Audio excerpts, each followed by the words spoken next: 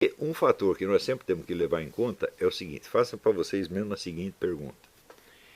Quem, hoje em dia, dá instrução ao povo sobre o que é certo, o que é errado, o que é permitido, o que é proibido, o que é conveniente, o que é inconveniente, quem são os maus, quem são os bons, quem são os heróis, quem são os vilões, o que é boa educação, o que é falta de educação, o que você deve vestir, o que você deve comer, o que você pode falar, o que você não pode falar. Quem instrui a população sobre isso são jornalistas. É exclusivamente a mídia. Quer dizer, a mídia desempenha uma função que outrora foi desempenhada pela igreja. Ela é a educadora da população e, na verdade, é a única educadora. Por quê? Porque os padrões dela são automaticamente imitados na educação, nas escolas. A mente dos professores é formada também pelos jornalistas. Né?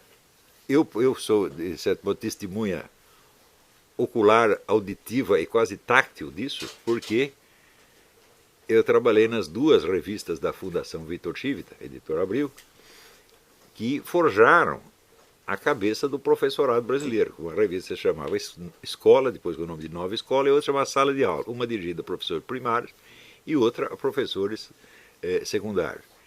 E foi por esta revista, e quase que exclusivamente por ela, que penetraram nomes como Emília Ferreiro, Freinet, esse pessoal todo desconstrucionismo. Esse trabalho levou 20 anos. Não foi uma coisa do dia para a noite. Então,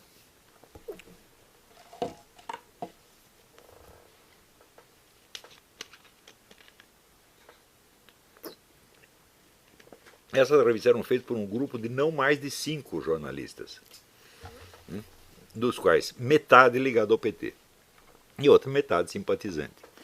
Tá certo? E outra metade que aos poucos estava tentando entender o que acontecia, entre os quais eu. Quer dizer, eu não era, na época, eu não era um sujeito frontalmente antipetista e nem mesmo anticomunista. Eu estava apenas observando e ficando cada vez mais perplexo com o que acontecia. Mas eu não tinha me ocorrido a ideia de oferecer uma resistência a isso.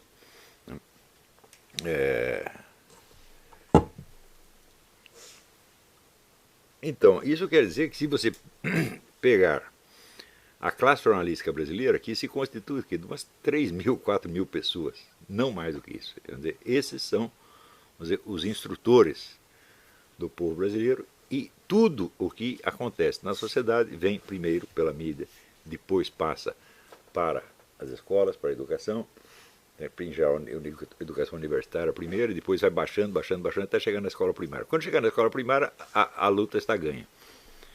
Quer dizer que os novos hábitos, os novos valores que pretendia implantar já estão aí, sem ter sido jamais discutidos. Porque o importante neste processo é outro fenômeno que é caracteristicamente brasileiro, que é a uniformidade da mídia. A mídia no Brasil inteirinha, ela diz a mesma coisa.